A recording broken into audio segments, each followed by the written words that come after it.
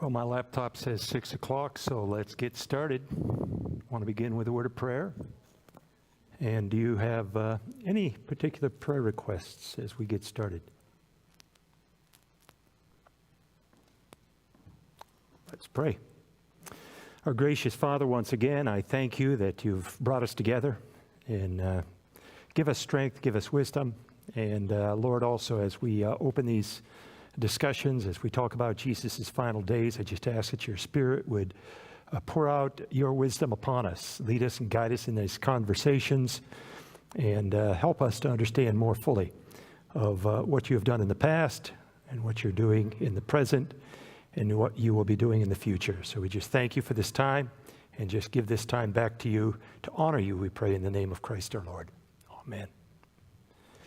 As you can see from the title of the projection, today we want to talk about the final journey to Jerusalem. Last two times we got together, we talked about the beginning, and we talked about Jesus' birth. We talked about his baptism with John the Baptist, talked about some of those early developments.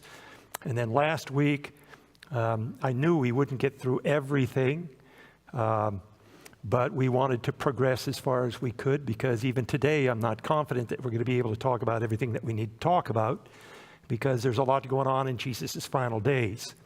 What's interesting is that the Gospels spend more time with this final week in Jesus' life than they spend at any other juncture, any other point in Jesus' life. This is often called the Passion Week or the Passion of Christ. But if you look at Matthew's Gospel, one quarter of his Gospel is devoted to this week, chapters 21 to 28. If you look at the second Gospel, Mark's Gospel, 1/3 from chapter 11 to 16 of Mark's Gospel is devoted to this final week. If you look at Luke's Gospel, again, 1/4, and if you look at John's Gospel, it's almost half of his Gospel is devoted to the Passion Week. And now why is that?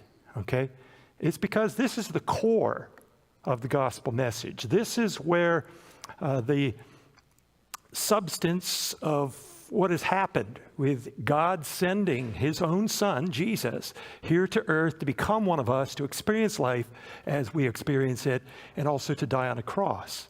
And that's the core of the message. A German biblical scholar by the name of Martin Kahler once commented, and this is a comment that still persists even today, is that Mark's gospel was a passion narrative with an extended introduction. In other words, as he wrote his gospel, he was primarily concerned about telling the story of what happened to Jesus in these final days. But then you had to have a little bit of a foreground, to lead up to that. And so that's what we're going to talk about today. And again, this is quite important. So I'm going to cover a little bit of ground, and hopefully I'm going to cover this quickly, some of the ground that we talked about last time when we were together. But that again kind of paves the way for what we're going to be talking about later on in this lecture. This is a drawing of the Jerusalem temple, which is thought to be quite accurate. It's based upon 3 pieces of evidence. Number one, Josephus. Josephus was a Jewish historian who lived during the 1st century. He saw the temple, and he gives us a very good description. Also, it's based upon the Mishnah. The Mishnah is a Jewish writing, which also describes and even gives dimensions of the temple. And number 3, it's based upon archaeological evidence that has been discovered, much of which remains for that temple even today. Now, the temple was built upon a mountain. It's called Mount Zion, or also Mount Moriah, and you have to have a flat platform, okay? A mountain usually, or a hill, actually doesn't have a lot of flat tops to it, and so what they did is they built retaining walls all the way out and around the perimeter of this mountain, and then they filled in with debris, and then created a flat platform with paving stones. And then upon that, of course, they built the temple. This temple was originally built by King Solomon, if we go all the way back to the Old Testament. But that temple was destroyed by the Babylonians in 586 BC, completely demolished. It wasn't until several hundred years later, during the intertestamental period, that the Hasmoneans rebuilt a sanctuary. What did it look like? We don't know for sure, but it was probably pretty meager, little more than an altar, just a place to honor God and to make and offer sacrifice. That was then enlarged by King Herod. Herod was trying to endear himself to the Jews. He was hated by the Jews.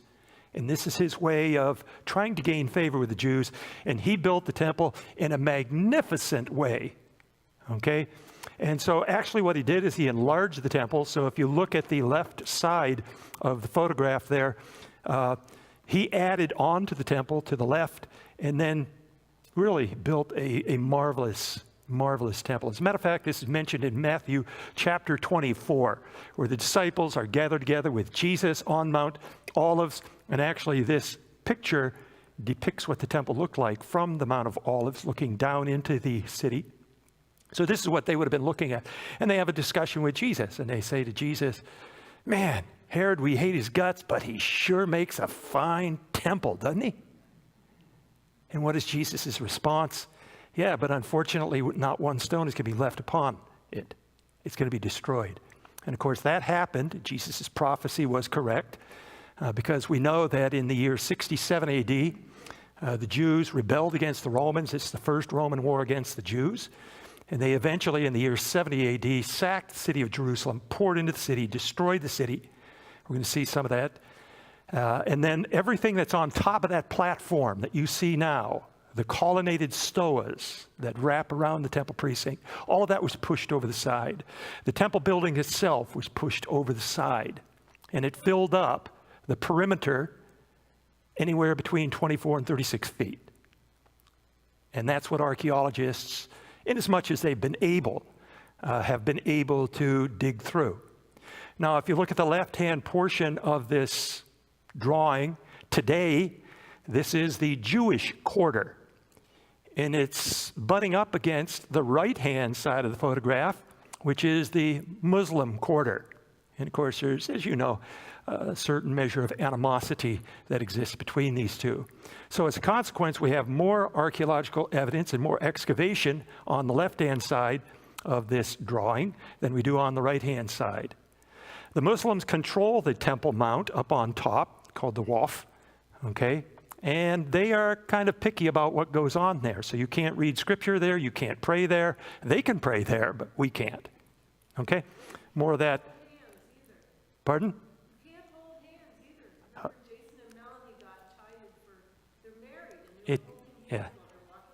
It depends on who you encounter there. I mean, you can do some things depending upon who's where. At any rate, I think I showed you this photograph also. This is some of the work that the archaeologists have been doing. This is what is called the southwest corner of the Temple Mount. If you look over onto the right-hand side of the picture there, you can see the masonry. That is these heavy stone blocks, okay? And this is one of the ways that archaeologists can identify construction, okay? Because Herodian stone, when Herod built the temple or rebuilt the temple, he created it with stone. Let me zoom in a little bit here so you can maybe see that a little bit better. You'll notice that the stone has a margin out and around it. Can you see that? It's about a 2-inch margin. And then the flat, smooth surface called the boss, okay? That is typical of Herodian stone. So we know that this dates back to the period of the time of Herod. And of course, what I think I mentioned this last time we were together, in the year 70 AD, when the Romans destroyed the city, they pushed all of this debris over the side, and as a consequence, it came crashing down onto this street. The street that you see onto the right-hand side, or the left-hand side, is a street running north, and you can see how the paving stones have been smashed, and you can see a kind of a concave dip into the paving stones. That's because these heavy blocks. The stones, like I say, the ashlars that are a part of the foundation weigh anywhere between 2 and 7 tons. The largest of them is a massive stone, which is estimated to weigh 260 tons. Wow. How do you construct something like this? But it provides, of course, a very strong, sturdy retaining wall. So when you have the fill in the inside, of course, it's going to hold. What the archaeologists also did is they left many of the stones that had been dumped over the side, had came crashing down. They left them in place. This is called in situ. so that you can actually see what the archaeologists had to do. And you can actually see, really, that's kind of like a photograph almost of what was happening in 70 AD as the Romans came in, sacked Jerusalem. I shared this piece with you also last week.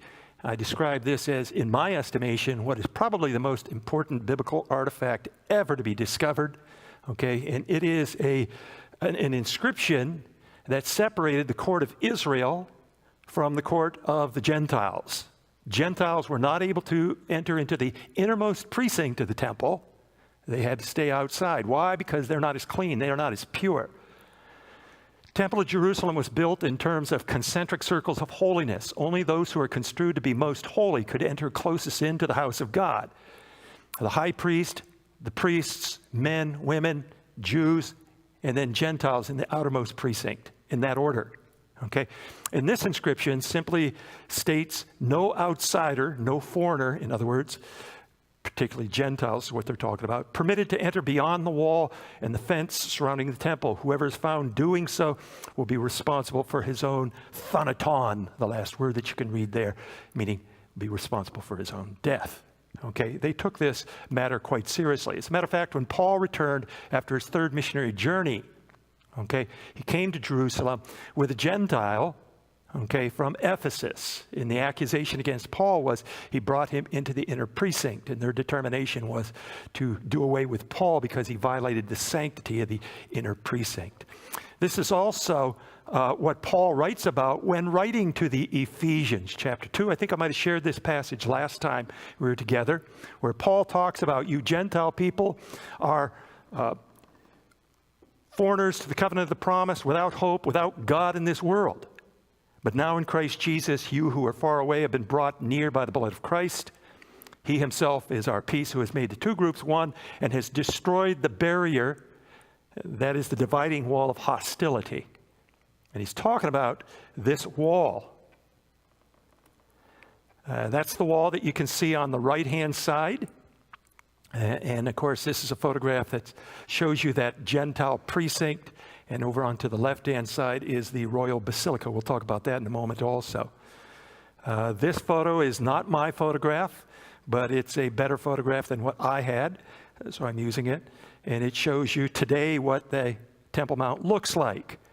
If you look to the far left-hand corner, you can see a construction there, a building that is called the Al-Aqsa Mosque, which is considered to be the most important building on the Temple Mount today and the third most holy site as far as Muslims are concerned.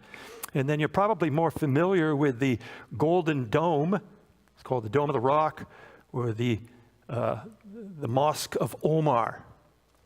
That, again, interesting. I'm going to skip over this. I talked about that last time. May be the tomb of Lazarus. And then we ended up, I think, I didn't fill in all the details and finish this section. So this is where we're going to begin. But this is the Golden Gate, okay? And the wall of the temple today has been destroyed and then rebuilt several times. Of course, it was destroyed partially by the Romans, and then over the last 2,000 years since then, it's been destroyed several times and then rebuilt. If you look at the lower courses of stone at the temple there, and we're looking at the eastern side of the temple, some of those stones actually date back to the first temple, that is the Temple of Solomon. Many more of the stones date back to the time of Herod, the Herodian temple, also known as the Second Temple. And we can identify it because of the boss, because that's margin. Okay, but you'll notice that the upper part is different stone, smaller stones, and of course that's a much later period of time. And also you'll notice that the gate has been closed. It has been, this was constructed, it has the opening that appears to be an opening and entrance, but you can see that it's closed. And that's very much intentional because the Muslims are, this again, part of the Muslim quarter. They're basically saying to the Jews and to the Christians, your Messiah isn't entering here, okay?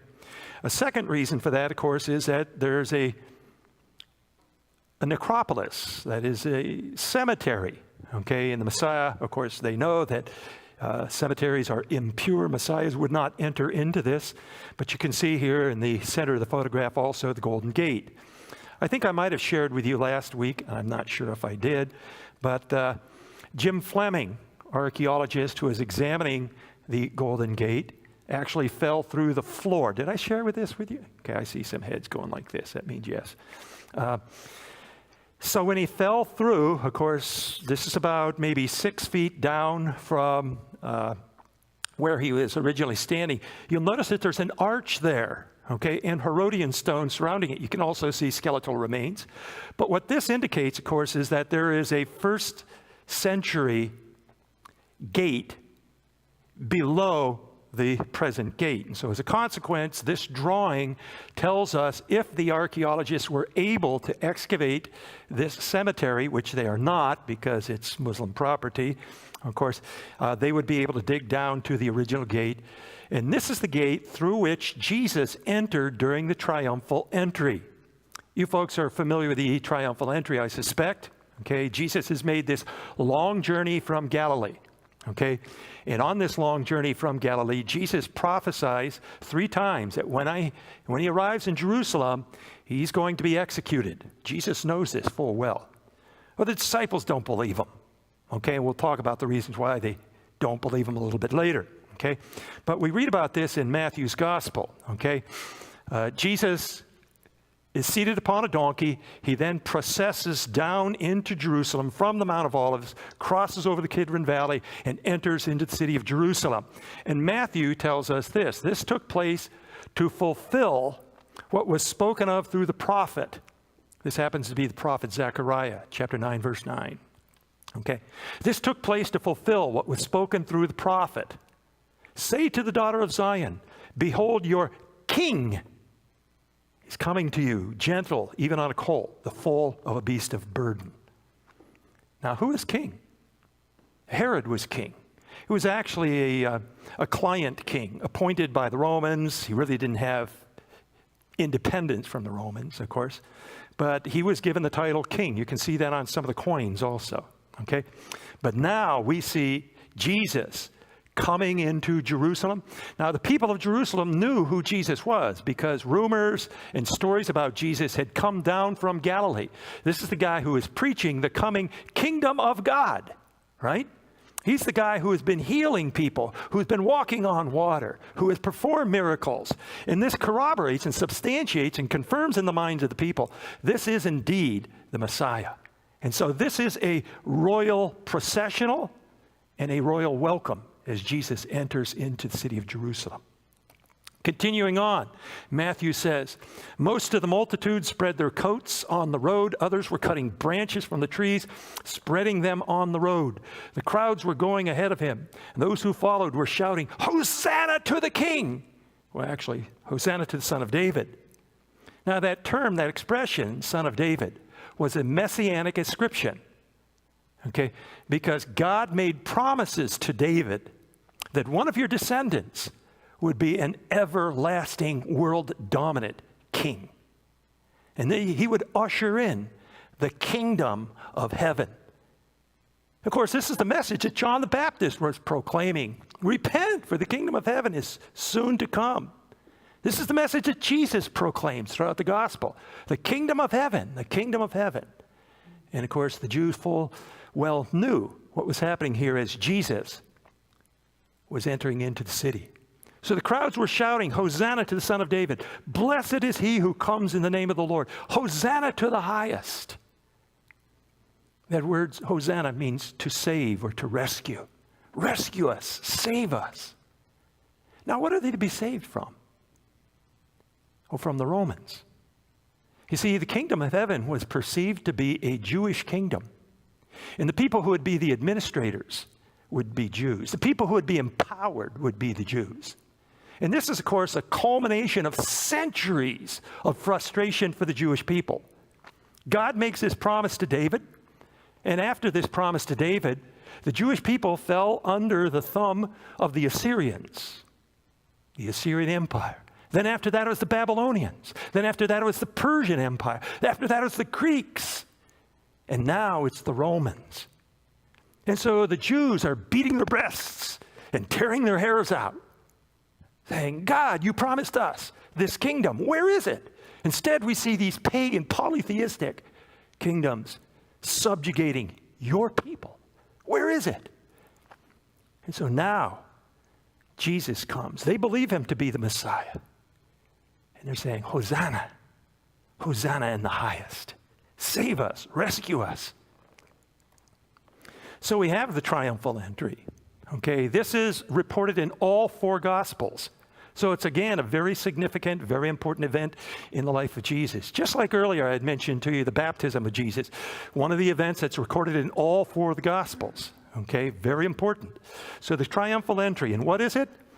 Well, it's where Jesus is welcomed as Messiah and King. So if that's the case, then you should be scratching your head and you should be raising your hand. You should be asking this question. So why were the crowds shouting, crucify him, a mere 5 days later? Triumphal entry. Hosanna to the King. Hosanna to the Son of David. 5 days later, they turn against him. Why? Why?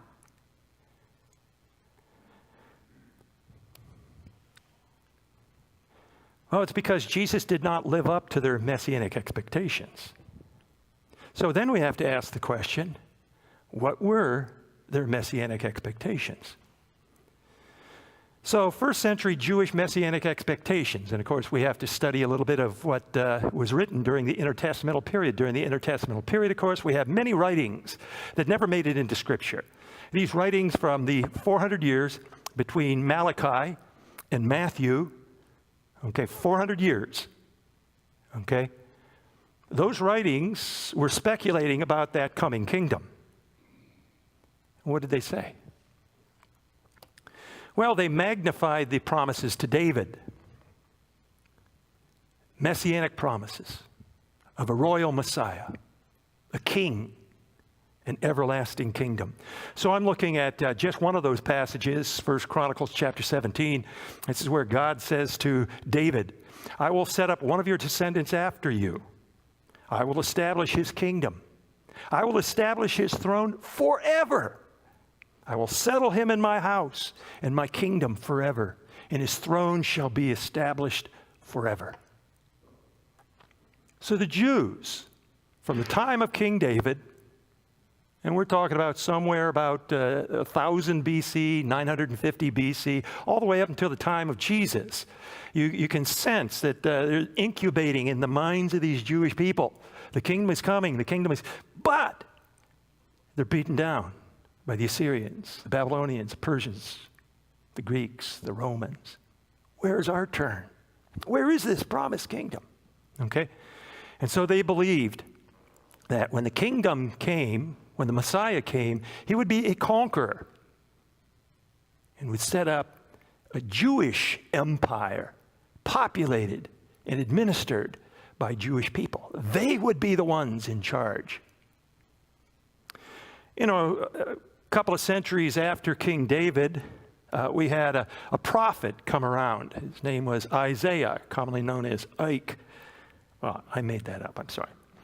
But Isaiah had something a little bit different to say about the Messiah. Maybe you're familiar with them. Okay, so if we look at, I'm just one section of Isaiah's prophecy, Isaiah chapter 53. This is how he describes the Messiah. He was despised and forsaken of men. Well, not too many kings are despised or forsaken. What's going on here? He was pierced through for our transgressions. By his scourging, we are healed. How many kings are scourged? What does it mean? The Lord has caused the iniquity of all of us to fall on him, and like a lamb that is led to slaughter, he poured out himself to death. What on earth is Isaiah talking about? If this Messiah is to establish a world-dominant empire, an everlasting empire, how can he die? So you can imagine the consternation, the struggle theologically that the Jews had, trying to weigh these two concepts, these two understandings of the Messiah. If we look to the Dead Sea Scrolls, remember we talked about the Dead Sea earlier in our lectures. We talked about John the Baptist, who was probably a part of that Dead Sea Scroll community. We have thousands of manuscripts that have been discovered, most of them scripture, but we also have theological documents. The Dead Sea Scrolls thought that there would be two Messiahs that would come. A priestly Messiah who would make atonement for the people, and then a royal Messiah who would establish this everlasting mighty kingdom. But the Essenes, the people of the Dead Sea Scroll community, were a minority. It's not what most people believed. Instead, most of the Jewish population elevated the promises to David. Why? Because it is empowering, right? It is not humiliation. And so they thought that when the Messiah came, Jesus would be a conqueror. Even the disciples. As Jesus spent 3 years with his disciples, this is one of the things that he's trying to teach them, is the purpose of the Messiah. So as Jesus makes this journey from Galilee with his disciples, probably a 4, even a 5-day journey. Of course, they're talking about things. We have this incident of James and John coming up to Jesus and kind of poking him in the ribs, and they ask him a question. Do you know what this question is? It says, when your kingdom comes, promise that we will be installed on your right and left-hand side. You know, we're your buddies, right? We're your closest associates. Okay? We want to be installed in positions of power. Second and third most important positions of power. And what does Jesus do? I spent 3 years talking to you folks, and this is what you come up with? What is going on here? Are you able to drink the cup that I'm able to drink? And Jesus, of course, tells them that those who are greatest in God's kingdom are those who are least in this world. Those who are servants of all. In Mark chapter 10, verse 45, very important passage here, Jesus says, I did not come to be served, but to serve and to give my life as a ransom for many. What is Jesus saying?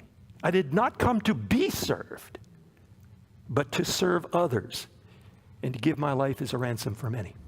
So in the upper room, what does Jesus do? The first thing, they get into the upper room, what does Jesus do? He girds himself with a towel, takes a basin of water, and what does he start doing? You know this? Have you read the scriptures? He starts washing the disciples' feet. And how does Simon Peter respond? No, don't. That's beneath you, Jesus. We call in a servant to do that. And Jesus says, look, if I don't wash your feet, if I don't cleanse you, you have no part of this. Jesus is trying to constantly tell them that his primary mission is to seek and to save that which is lost. It's hard for them to understand. Now, that's not to say that Jesus doesn't come as a conquering king. You see, we understand now that Jesus will return, okay? The Messiah comes twice. The first time, Jesus comes to fulfill the prophecy of Isaiah. He comes as a suffering servant to die and to make atonement for sins. But we also know that he'll come back a second time. And that's when he will fulfill the promises that were made to David. He will come in power. Satan will be defeated. Evil will be defeated. And we'll see the kingdom in its fullness. Right now, theologians talk about God's kingdom as being already not yet. What do they mean, already not yet? Well, it's already here, okay? It's already been inaugurated, but it's not yet fully manifest, okay? The time will come when Jesus will return, and that kingdom will be fully manifest. Now, let's move on. You looking for archaeological pieces and things of that sort. As I'd mentioned to you, the Jewish authorities have actually excavated underneath the Muslim quarter, which has disturbed the Muslims to no end, okay? They're not allowed to excavate in the surface in the Muslim quarter, so they went underground. And so you can actually go through what is called today the Western Wall Tunnel. It begins with the Western Wall. You're all familiar with the Western Wall. That's what you typically see when you see portrayals of Jerusalem. Okay, but if you go north of that, okay, you have to get tickets and you have to schedule for it and everything like that, so there's some complication. This is a tunnel that you can see going all the way up to the north.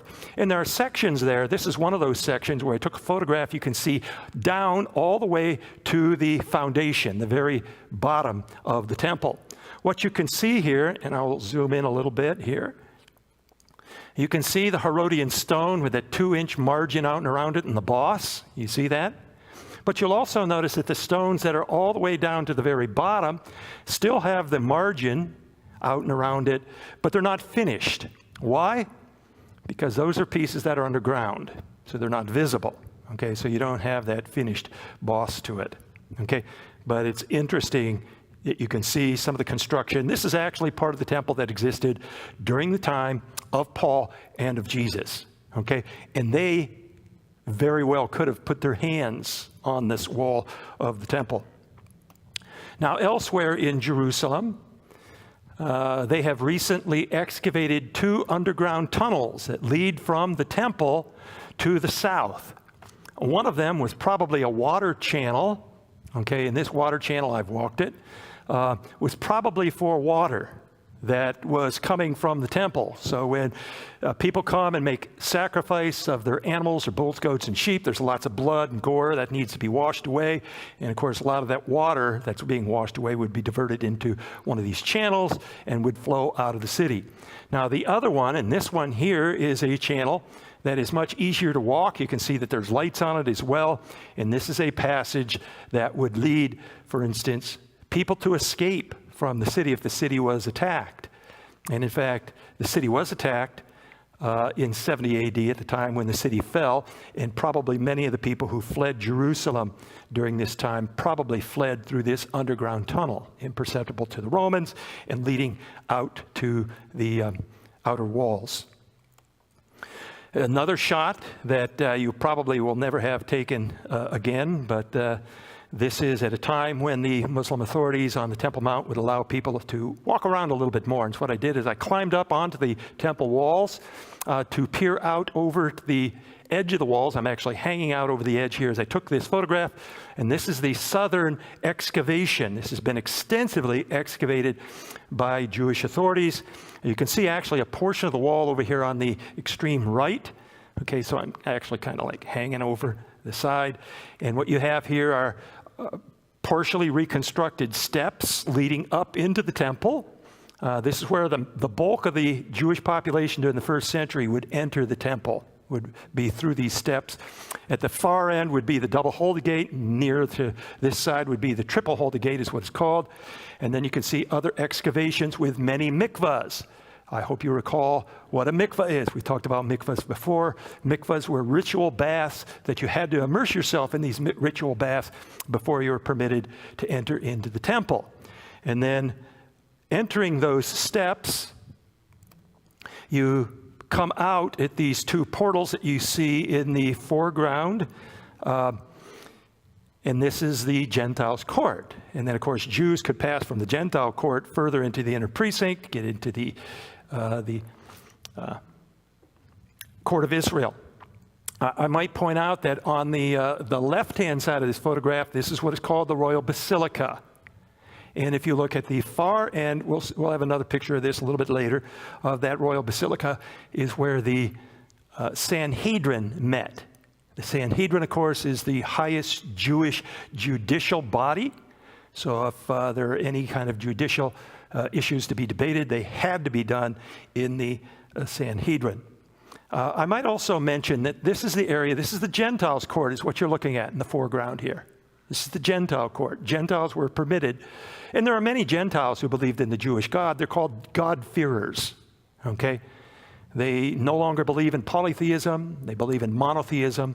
And really, we don't have enough time to discuss how this transpired or took place, but this took place during the 400 silent years, the intertestamental period, especially because of philosophy. Greek philosophy caused many Greeks and Romans to wonder if these polytheistic Roman and Greek gods really existed. So many of them became God-fearers. So as a consequence, some of them would come to the temple in Jerusalem and would be able to worship in this outer court. But what's important here is in this outer court, this is the place also where sacrifices were sold. Okay? Most of the sacrifices were turtle doves, okay, because people were peasants. Most people were very, very poor. They could not afford to sacrifice a goat or a sheep or a cow. That's like selling your brand new car for us to, the rough equivalent. How many of you are going to go sell your car? Like, you can't do that. So most of the sacrifices were turtle doves, but for people who are able to afford it, and maybe they could only afford it once in their lifetime. Of course, they would bring, actually they couldn't bring, it's the point I'm trying to make, they would buy a goat or a sheep or a cow and offer that as sacrifice. Now, you couldn't bring your own goat or sheep, and the reason for that is it had to be pure and spotless, without blemish, without any dirt. And of course, if you're traveling from Judea to the temple in Jerusalem, or Galilee, even from Galilee to Jerusalem, it's going to get dirty, okay? It may, twist an ankle, or maybe it's cut by a briar. That's unsuitable, okay? All sacrifices offered in the temple had to be prior approved by the priests before they could be offered, okay? So as a consequence, people who came to the temple had to buy a sacrifice in the temple precinct. What's the problem with this? Well, there's a twofold problem. Number one, if you come from, far-off regions, you're bringing Roman coins like the denarius, you had to change that into the Jewish shekel. If you come from Greek lands, of course, you've got the drachmas, and you had to change that into the shekels. These are called the money changers. Just like if you go into a foreign country today. How many of you ever gone to like Europe, okay, or even Canada for that matter? You can just go to Canada. You have to change money, right? And what happens when you change money? You lose because they take a cut, right? And the other thing is, of course, who's profiteering from the money changers and also from the sale of the livestock? Well, it's the priests and the Levites. And they're ripping people off. And so this is what we read, Matthew chapter 11. Jesus entered the temple. This is after the triumphal entry. Jesus entered the temple and drove out those who were buying and selling in the temple and overturned the tables of the money changers and the seats of those who were selling doves. And he said to them, "It is written, my house shall be called a house of prayer, but you are making it a robber's den." He really got angry there, right? Well, this is where that took place. And Jesus is basically saying, okay, this is a house of prayer. You shouldn't be merchandising and profiteering off people who are peasants, who are poor. Yet that's what the priests are doing. The priests are supposed to represent the most holy people in the land. Yet they are lacking. Okay, moving on. We need to move. This is a building today identified as the Kentacle, okay, which tradition holds, and the tradition is not really strong, but possible. This is where supposedly Jesus gathered together with his disciples in the upper room. Okay, perhaps some of you have been here. We can identify the building itself because of the blocks. That's why I've got this picture of this wall. You can see that the stone down at the bottom there is Herodian stone, so you know that this building existed during the first century, but it was destroyed. Of course, it's destroyed like most buildings in Jerusalem at 70 AD. Okay, and then you can see some of the blocks that are up on the upper courses and the upper top parts of the building as it was rebuilt are of later date. If you go inside, this is what you see. This part of the building was constructed during the Crusader period, 12th or 13th century. But it may be the space, even though not the building, it may be the space where Jesus gathered together with his disciples. Okay? So again, archaeologically speaking, you're not actually seeing the upper room as it looked during the time of Jesus, but it may be the space where that happened. Of course, not only did Jesus wash the feet of the disciples here, but he also celebrated the Lord's Supper. And of course, you can see this picture of the Lord's Supper painted by Leonardo da Vinci, right? It didn't happen this way. Okay, it just didn't happen this way. What we know today, again, because of archaeology, and not only archaeology, but also literary texts describe things like this. Dinners, Roman dinners in particular, took place on what is called a triclinium. A triclinium. Tri means three, and ekline is a Greek word which means couch. So dinners typically took place on three couches that are arranged in a U shape, such as you see here. And of course, depending upon how many guests you have, you could add more couches, or you can have bigger couches, okay, to seat the people. They did not sit in chairs, okay, like Da Vinci portrays them. Instead, they are reclining, they're lying down on an elbow, and they're eating food. This is a certain individual that I found at Petra, reclining on a triclinium. You can see how big the triclinium is. That's actually me, if you wondered. Okay? And this is what is described, of course, during the course of the Lord's Supper in John chapter 13. Jesus announces that there would be a betrayer, and there would also be a denier. Now, the disciples assumed that whoever's going to betray Jesus would also be the same person who denied Jesus. Well, it's not that simple, okay? It's two different people. So when Jesus then announces that there would be a betrayer, and picking up in chapter 13, John 13, 21, Jesus says, "Truly, truly, I say to you that one of you will betray me." That had to be a shock. These people were so close for 3 years, followers of Jesus. Wow. The disciples began looking at one another like, "Do I really know you?" Looking at one another, at a loss to know of which one he was speaking. And there was one reclining on Jesus' breast, one of his disciples, whom Jesus loved. Now that's an expression that John uses. John never actually uses the word John or the name John anywhere in his gospel. He talks about the other 11, but he never talks about himself. This is probably a self-effacing way of, but he does talk about the disciple whom Jesus loved. John was Jesus' best friend. Okay, so what we know about, and again, this comes from texts, okay, the host of the dinner, okay, would be seated in the central triclinium on the right-hand side. So he would be seated a little bit to the right of where I am seated, okay? And then the most honored guest, okay, would be seated right next to the host. In this case, it's John, son of Zebedee. And then, of course, other people would be seated in strategic positions dependent upon how honored they are and how friendly they are with the host. Okay? So we have the situation here, again, looking at John chapter 13. The disciples began looking at one another at a loss to know of which one he was speaking. There was one reclining on Jesus' breast, whom Jesus loved. Simon Peter therefore gestured to him and said, so Simon Peter is not next to Jesus. Where is he seated? We don't know for sure. Okay, maybe he's further to the left on the central couch. We don't know. There's 12 of them seated around. But Simon Peter therefore gestured to him, that is to John, and said, "Tell us of whom it is he is speaking." He, that is John, thus leaning back on Jesus' breast, said to him, "Lord, who is it?" And this was a discreet conversation. He whispered, okay? Now, when it says, John leaning thus back on Jesus, he's not on a chair about to teeter over, right?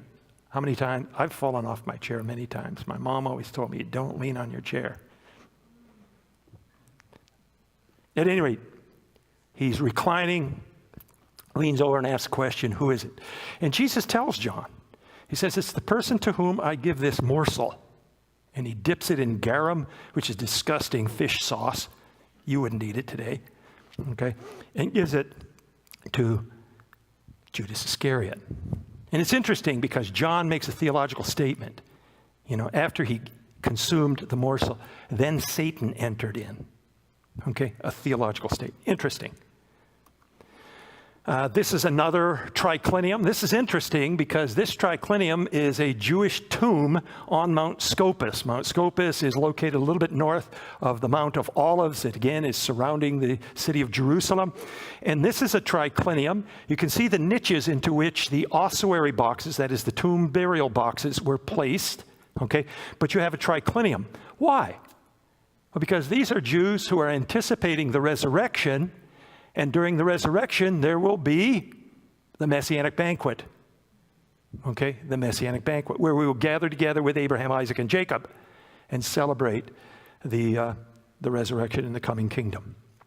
This is described, again, I'm not going to take the time to get into it, Matthew chapter 22, where it is stated that Jesus as a king has a meal, a wedding feast for his son, and sends out invitations, but the invited guests don't come. Who are the invited guests? It's the Jews. They refuse to embrace the Messiah. And so instead, what Jesus says is go out and issue invitations to the riffraff of society. And they come in, an indication of what is happening as the Jews reject their own Messiah, but yet are embraced by Gentile people. So after the upper room events, Jesus then travels with his disciples across the Kidron Valley and into the garden called Gethsemane. This is a picture of what Gethsemane looks like today. Gethsemane, actually, the word Gethsemane means place of olive press. The place of the olive press. Okay? And these are olive trees that purportedly have existed for several hundred years. Some of them say some of these trees date back to 1,000 years ago. The thing is about an olive tree is it never dies, even if you cut it down. As a matter of fact, the Romans cut down all of the olive trees for siege weapons in 70 AD when they were besieging Jerusalem. That's part of how they were able to surmount the very sturdy walls of Jerusalem. But it keeps growing back. And a lot of these olive trees will rot, but still on the inside you'll see new shoots come up. And so as a consequence, you see really old olive trees in the Garden of Gethsemane. In the background, beyond these trees, is this structure. This is called the Church of All Nations. Okay? Church of All Nations. And it's built in the midst of the Garden of Gethsemane. If you go inside, you can see this rock that is surrounded with this protective structure with crown of thorns. Okay? And it is believed, well, I don't know who believes it, but I imagine some people believe that this is where Jesus was praying at the time when, he asked his disciples to pray with him. But they kept falling asleep, okay? And then finally, Judas Iscariot came with the Roman troops. And of course, Jesus was arrested here, somewhere in the Garden of Gethsemane. Now, the tradition to support this rock as the place where Jesus was praying, it could have been anywhere, okay? They built the church and decided that they're going to prominently display this rock, but there's no tradition, no way of knowing where Jesus was in the Garden of Gethsemane at the time when he was arrested. Now, one of the things that I will say is the hill of, or mount, if you will, of Olives has several caves in it, okay? And of course, Jesus came on the most important holiday, the Passover, to Jerusalem. And of course, the influx of all the people from the countryside coming to Jerusalem. Where are you going to house all these people? They had no holiday inns or hotels or anything of that sort. So many of the Jewish people would take in family, relatives, or even strangers and host them into their homes. But that was still not enough to accommodate all the people. So many of the people also would hide out in places like the Mount of Olives, in some of these caves. And this is perhaps, again, there's a suggestion by some scholars that believe this may have been the place where Jesus was spending the evenings with his disciples. Of course, Jesus came, okay, triumphal entry, several nights. Where were they for the several nights? Okay, you've got this group of 13, okay? And the other thing that's interesting is Judas Iscariot knew precisely where he's going to find Jesus. He didn't have to look in cave after cave or place after place or anything of that sort. And it may be that this is the place where he was betrayed. Incidentally, if you look off onto the right-hand side of the photograph by those light-colored chairs, there's an olive press, an ancient olive press there. Remember, Gethsemane means the place of the olive press. So Jesus was then betrayed with a kiss. He was hauled off by Roman soldiers and taken to the high priest's home. This staircase dates back to the 1st century, and it is one of the only staircases that leads up into the lower city. The lower city is where the high priest's home was. And so as Jesus crossed the Kidron Valley and then ascended up into the lower city, it's quite likely that he was taken on these steps. The church that is at the top of these steps is this structure. This is not my photograph. This is a photograph of a friend's. And this structure is called the Church of St. Peter in Gallicantu. The word Gallicantu means the place of the cock crow. And there are some people who believe that this is the high priest's home where Jesus was tried. There are 3 places in Jerusalem which are purported to be the high priest's home. So again, the tradition to support this is possible, but, I wouldn't put a whole lot of credence in it. Interestingly enough, you have down in the basement of this structure a prison, and you can see holes where chains would be put through the stone to hold people as prisoner. And that lends some plausibility, the possibility that this is actually a high priest's home, because if there's persons that are charged with a crime and are going to be imprisoned or jailed for a short period of time, this would be a place where they could be held. So interesting, in the basement of the Church of St. Peter in Gallicantu. One of the interesting discoveries that has been made is this ossuary. An ossuary is a bone box. The body would be put into the tomb, covered with a sheet, would be embalmed with spices, and would be left there for approximately a year. After a year, the flesh would decay, and what remains is basically bones. Those bones would then be taken apart and put into an ossuary, which is a bone box, which is about typically, and thousands of these have been discovered, about this wide, this long, about this wide, and about this high, okay? This one is ornately decorated. Actually, many people, peasants for instance, would not even be put into an ossuary, okay? They couldn't afford it, okay? But for people who are wealthy, okay, they could afford something like this. And if you are really wealthy, you have an ossuary box that is just ornately decorated. And so you can see all these rosettes and these beautiful designs on this ossuary box. And then many of the ossuary boxes also have a name on the side of it here. And the name that you can see over on the left-hand side in ancient Hebrew is Caiaphas. Now, who's Caiaphas? I forget. Caiaphas. It's the high priest. Okay, I suddenly remembered. Okay, the high priest who tried Jesus. So in Matthew chapter 26, those who had seized Jesus led him away to Caiaphas, the high priest, where the scribes and the elders were gathered together. Okay, so they should have taken him here. This is again that model that I showed you a little bit earlier of the royal basilica. This is looking at that royal basilica in an eastern direction. You can see the colonnades. Had to be a beautiful and amazing structure. If you go up onto the Temple Mount today, you can see some of the column capitals and the bases from that. But of course, it's off into the background. In the back is the Al-Aqsa Mosque.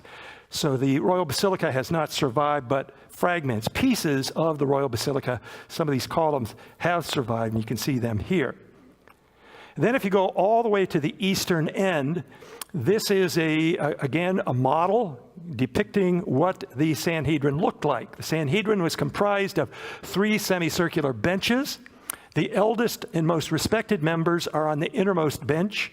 Those who are more newly appointed on the outermost bench. Sanhedrin was, consisted of 70 members and was led by the high priest who conducted the proceedings. And they then decided upon the guilt of an individual. Now, what we also need to point out are the illegalities of Jesus' trial before the Sanhedrin. I only list a few of these. There are many other illegalities, but some of those that are most important here is, number one, the trial was held at night. They'd finally gotten their hands on Jesus, right? At the Garden of Gethsemane. That was at night. They wanted to dispatch with him as quickly as possible before daybreak because they knew, of course, that the crowds, once word gets around, they would object to this. This is our Messiah, our King. You can't do this. Okay? So number one, the trial was illegally held at night. Number two, the trial was held at the high priest's home rather than at the Sanhedrin in the royal basilica. That's illegal. You can't do that. Number three, not all members of the Sanhedrin were called. Only those members that probably the high priest suspected would go along with this. We know a fellow by the name of Nicodemus. You remember him? He was a secret believer. Joseph of Arimathea, he's the person who also was a secret believer, a member of the Sanhedrin, and it is in his tomb where Jesus was buried. Not all the members of the Sanhedrin were called. Number four, false witnesses were used to distort Jesus' teachings, to twist Jesus' teachings. He says he's going to destroy this temple. He says that he's God.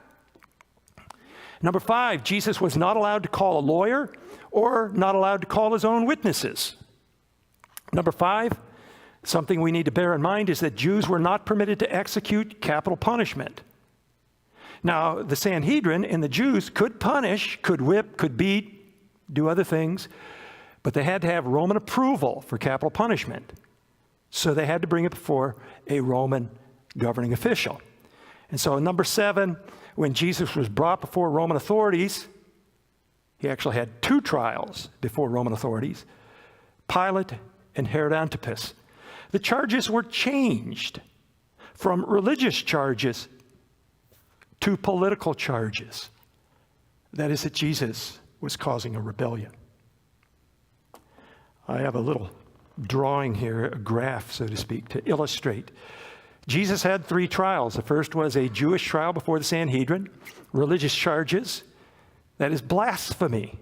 Jesus was guilty of blasphemy. They found him guilty and condemned him to death. But what happens now before the Roman trial, that is before Pontius Pilate, is that the charges are political. He is promoting his own kingdom, the kingdom of God. He's a threat to the Romans. Pilate claims that he's innocent and he attempts to release him. That doesn't sit well with the Jewish authorities. So Pilate comes up with another scheme. This is not my jurisdiction. Jesus is a Galilean. And it just so happens that during the Passover, the governor of Galilee is in town. That's Herod Antipas. So he's hauled across town to the Antonia fortress where Herod Antipas is able to question Jesus. Again, it's political charges, insurrection, and Herod Antipas quickly dismisses and sends him back to Pilate, simply saying he's innocent and should be released. These are some of the streets of Jerusalem today. What I've done here is I've taken two photographs and I've spliced them together. The photograph over onto the left-hand side is the church of Ecce Homo, okay? And then the photograph over onto the right-hand side is the continuation of the arch, okay, from the building on the left-hand side, from the Ecce Homo. And of course, this is probably a route that Jesus did travel as he was being tried and hauled around Jerusalem during this period of time. Now, I might also mention that you probably are familiar with the Via Dolorosa. The Via Dolorosa, of course, is the path that the Roman Catholic Church has traditionally claimed to be the path that Jesus was taken, and many Roman Catholic pilgrims, not to run down or anything like that, but the scholars today do not believe that the Via Dolorosa was the path that was taken by Jesus. Now, he probably traveled on some of these streets, but not exactly the path of the Via Dolorosa. Instead, he was taken primarily to this structure. This is called the Citadel today. This is a structure originally constructed by Herod the Great. This was his palace in Jerusalem. It has been destroyed and rebuilt many times. You can actually see a minaret there, a Muslim minaret. And so this is a combination of structures from the Hellenistic period, the Roman period, the Byzantine period, and the Muslim period, all smashed in and gathered together.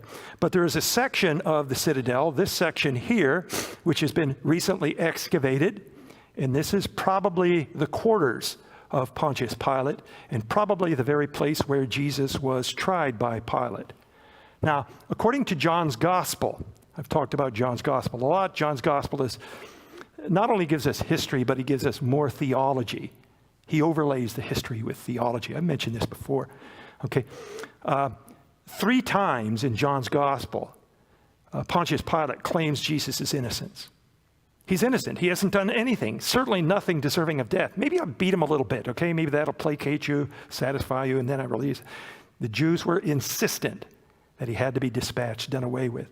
On 5 occasions, Jesus or Pilate tried to, or attempted to release Jesus, but was unable to do so because of the persistence of Jewish leaders.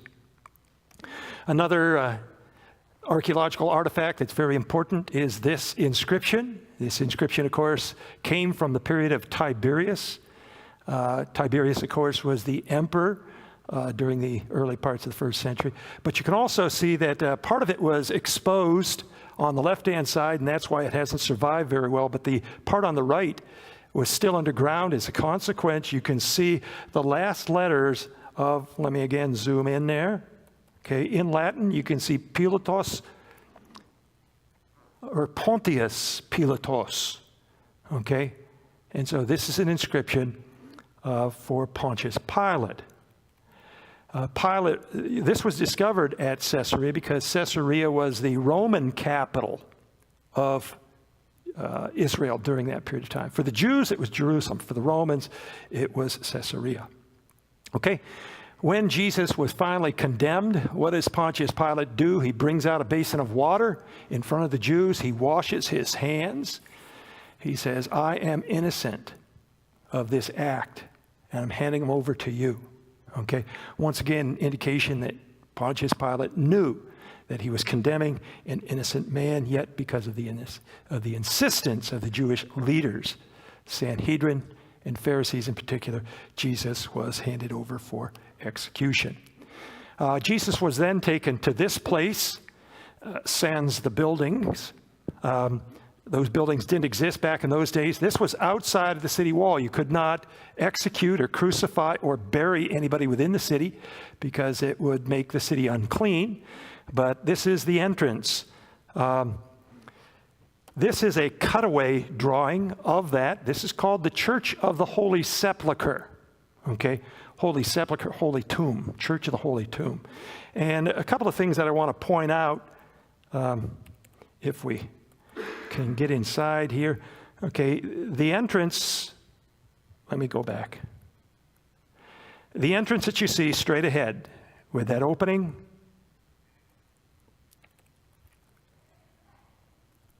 is this entrance right there. Okay, you're connecting?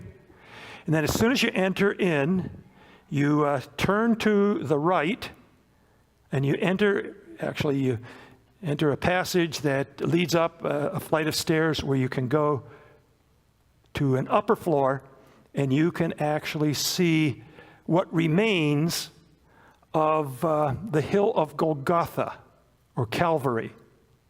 Now, what had happened in the year 1009, the Muslim leader Hakim bi Amir Allah had his soldiers take pickaxes and they tried to remove anything that had relevance to Christianity. They tried to remove the whole hill of Golgotha, and they removed most of it, but a portion of it still exists. And so you can see the number 7 there. That's the portion of the hill of Golgotha that still exists and is visible in the Church of the Holy Sepulchre. Okay? They also removed the tomb of Jesus and many of the other tombs in the cemetery. So if you look at 10, 11, 12, those numbers, if you can see that, that is I don't know if I can say modern, a fairly modern structure. Okay? It's called the Edicula, which was recently built over the place where Jesus' tomb once existed. So let me show you, the archaeologists who have come in are able to determine the plan of the Church of the Holy Sepulchre, because we mentioned this before. Constantine became a Christian. And after Constantine became a Christian, he commissioned his mother, Helena, to return to Israel, to network with Christians, and to find places where significant events had taken place in the life of Jesus. So he built, or she had commissioned or built, octagonal structures over these places. We've seen that already up in Bethlehem. We saw this in Capernaum. You can see it elsewhere also. So the octagonal structure is over on the left-hand side. Again, zooming in, you can see where it's marked here is the tomb of Jesus. And then if you look over onto the lower right-hand side, you can see what is called the Rock of Golgotha, or Calvary. We can identify that because we have the floor plan that still exists of Constantine's church, or basilica. Now, that basilica has been destroyed several times over, and also that basilica was the basilica that in the year 1009 AD, Hakim had the tomb of Jesus and other tombs surrounding it removed, and also much of the Rock of Golgotha destroyed.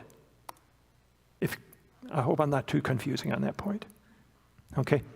Today, you can see in glass in the Church of the Holy Sepulchre part of that Rock of Golgotha. This is down on the first floor. If you go up that staircase to the second floor, again, if I zoom in, you can see encased in rock what remains of the top of Calvary, or Golgotha. And you can see it on two sides and an altar in between. Here's that altar. Many people that I've taken to the Church of the Holy Sepulchre are really turned off by it, because you see all these gaudy decorations. That's part of Orthodox tradition. That's part of the Roman Catholic traditions. It's really over the top. It really, and even in my mind, really detracts from the experience. I would like to see the bare bones. You follow me? But unfortunately, I'm not the one who's in control of it. So what you do see here, though, is, like I say, on both sides of the altar, you can see the rock, the top part of what remains of Golgotha. And then also, if you go underneath the altar, this is kind of cool. You have this hole where you can reach your hand down and actually touch the hill of Golgotha. And this is, I might say, probably one of the most certain sites of archaeology anywhere in the world. Okay? Because the early Christians would never forget where Jesus was crucified, and the archaeological evidence supports this. This is, in fact, where Jesus was crucified and buried. This is a bone, an ankle bone with a nail through it. This was discovered in an ossuary found at Givat HaMivtar, which is a little bit north of Jerusalem, an indication that this person was crucified. This is what the Romans did with people that had to be dispatched or done away with, okay? And so it's an illustration. This is not Jesus's bone, okay?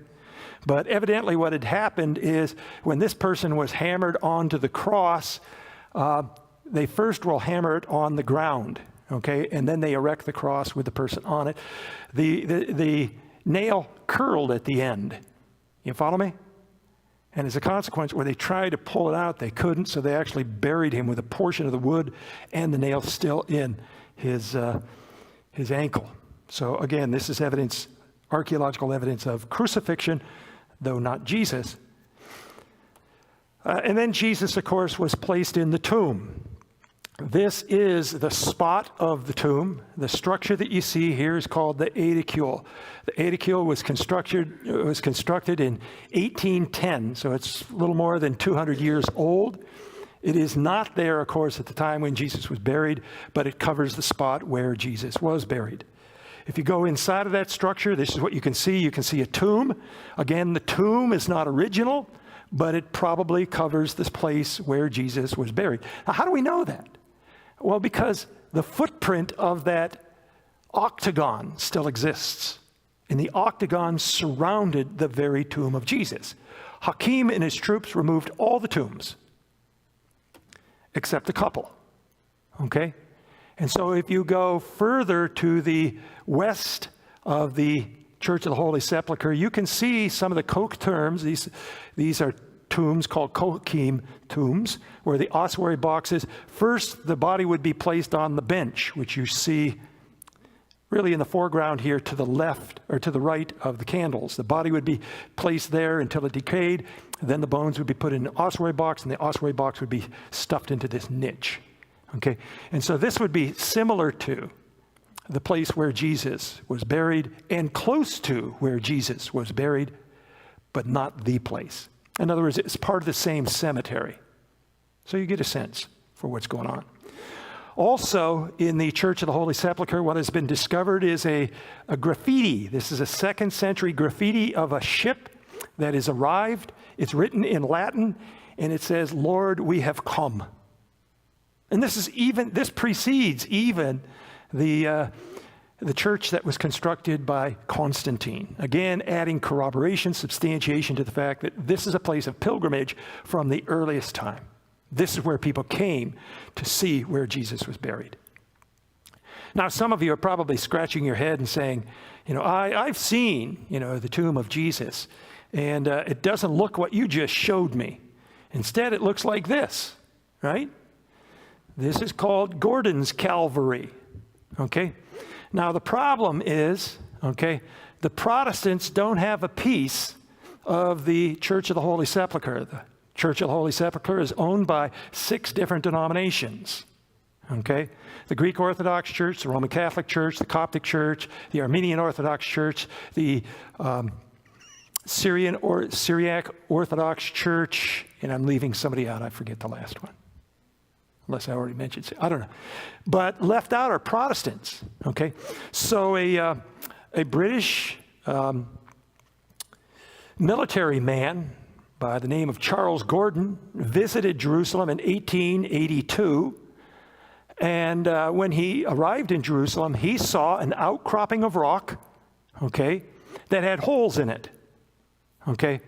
And he says, that looks like, of course, it's limestone, so it looks the same color as like a skull, okay? That must be Golgotha, right? And nearby, he found this, a tomb, which indeed dates to the 1st century. Got to give him credit for that, okay? But there's no tradition whatsoever that this was the place where Jesus was buried. And today, many times people are taken to this. It's called the Garden Tomb. Have you heard that expression? Garden Tomb, or it's also known as Gordon's Calvary. And it's a place where Protestants commonly visit. And it's interesting because I've gone there with a couple of groups. I try and persuade them and tell them that it's probably not the place. But even the guides there at the Garden Tomb are cautious in the way that they describe it. They don't say it was the place, but they're kind of cautious in their verbiage that they use. So at any rate, this is a place that sometimes has been thought to be the place where Jesus was buried. It's not. It's not. And then inside you can see, indeed, there were tombs. But then I also take my people, my groups, to this site. This is a tomb, 1st century tomb, behind the King David Hotel in Jerusalem. And this is known as the Herod family tomb. This is probably a tomb that was constructed by Herod himself, intended to bury his family, but even his family was not buried here. The reason I take them here is because it gives you the sense, the ambiance, the feel for what Jesus' tomb looked like. It's in a garden. We know that Jesus was buried in a tomb where there's a garden nearby. There's a rolling stone. You can see, zoom in a little bit here. You can see that rolling stone covering the tomb. What's also interesting is that the Gospels tell us that when Peter and John raced to the tomb, they descended down into the tomb. So there's a couple of steps to lead down. And this also has descending steps, okay? So when I take groups here, I tell them, this is not where Jesus was buried. But if you want a visual, if you want photographs, so you can show people like I'm showing you, right?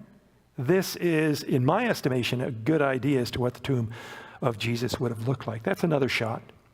And then I want to finish up. I've just got a couple of more slides. This is on the Mount of Olives. This is called the Chapel of the Ascension. Okay, and purportedly, this is where Jesus ascended. We read at the end of the gospel, the beginning of the Acts of the Apostles, that Jesus gathered his disciples together again one last time, and he told them, in the same manner in which I depart, you'll see me come again. That's the completion of his messianic promises, right? And so in the late 4th century, this little chapel was built over the spot where some people think that Jesus ascended. Again, I have to confess, the tradition behind this is weak, okay? It's not very strong, so the chances of this actually being the place is possible, but not probable. Then finally, an artifact that might have piqued your interest. You've probably heard about this. This is called the James ossuary. Several years ago, this ossuary was plastered all over the media, okay? It's a stone box, of course. It's not decorated as ornately as Caiaphas' ossuary, but you'll also notice on the panel on the front there, you have a name etched. And you can see, actually, this is from the Biblical Archeology Review. They've actually written it out exactly as it appears in the white print that's up above. And what this is it's the tomb of Yaakov. You can see in Hebrew there, Yaakov. Yaakov is Jacob, but actually in Greek that's translated as James. Okay, Yaakov, James, same. Okay, son of Yosef. You see Bar Yosef. Bar means son of, and Yosef, of course, is Joseph. And then also what we have is Achui, translated as brother of Yeshua. So you see the last 4 letters all the way over onto the left-hand side. Hebrew's actually read from right to left. But the last 4 letters that you see is Yeshua. And so when this was discovered, wow. What is peculiar and strange about this is tombs don't typically mention brothers or sisters. Commonly, they will mention the name of the deceased. And maybe they will mention the name of their father. But they never mention brothers or sisters. Why would this have a reference to the brother of Jesus? Could this be the tomb of James, son of Joseph, and brother of Jesus? Now, when this was first discovered, most archaeologists and epigraphists say it's authentic. But immediately, since it was found on the antiquities market, it's owned by a guy named Oded Golan, and he's had a checkered past. Okay, he's an antiquities dealer. And antiquities dealers always have a checkered past, it seems, right? They buy antiquities from who knows where, right? But one of the things that the Israeli Antiquities Authority, the IAA, has been trying to do is to clamp down on artifacts that come up on the antiquities markets that are unprovenanced. In other words, you don't know where they came from. Of course, the Palestinian people, the Muslim people are looking for things that they can sell. They want to make money, right? And there's no doubt about it that this ossuary box dates back to the 1st century. There's no question about that. Now, the question was this inscription, okay? James, son of Joseph, brother of Jesus, inscribed later? Well, like I say, when it was originally discovered, scholars believed it was the actual tomb of James. James, of course, one of his books is written in our Bible, okay? And he's mentioned in the Acts of the Apostles. He became the leader of the Jerusalem church in Acts of the Apostles, okay? But the Antiquities Authorities claims that it's a fraud, that it's a fake, it's a forgery. And then scholars have examined it more closely. And as they examined it more closely, one of the things that they did is they looked at what is called the patina. The patina is the encrustation that takes place slowly over years, hundreds of years. And people who have examined this microscopically have determined that the patina is old. It's not a modern forgery. So the debate still rages today. The Israeli Antiquities Authority still claims that it is a forgery. They believe the ossuary box is legitimate, certainly back to the 1st century, but they believe that the inscription is a forgery. But that is also complicated because whoever, if it is a forgery, whoever forged it had to know the style of writing and letters from the 1st century. And that would have taken an expert, probably not Oded Golan. So I'll leave that up to you to formulate your own opinion. Okay, I am apologizing. Of course, I'm over time a little bit, but we had a lot to cover. I mean, there's much more I wish I could have shared about the life of Jesus. We did it in 3 lectures, but this could have been like several weeks, but I've tried to collapse it down to a few items. So I'll stop at that point and then entertain any questions that you might have.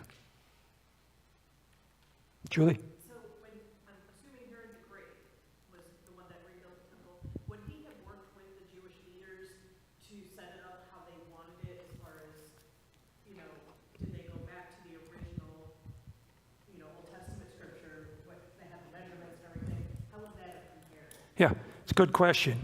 For those who are listening online, question is when Herod the Great rebuilt the temple, refurbished the temple from what had gone on during the intertestamental period, did he consult with Jewish authorities? Certainly he did.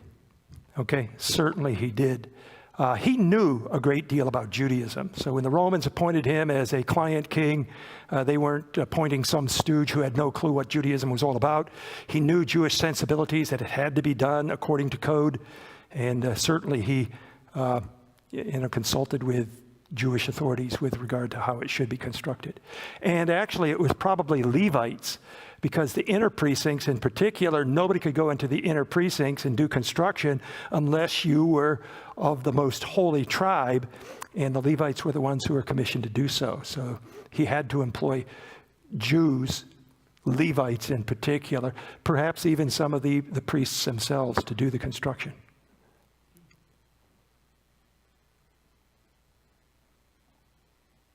Well, thank you for coming, and we'll get together next week. Next week, I will talk about an excavation that I've been working with and the discovery, perhaps you've heard about the underwater basilica at Nicaea, and how that may be the place where the Nicene Council met, the council that issued the Nicene Creed, and I will share a presentation next week. So hopefully I'll see you then. Thanks for coming.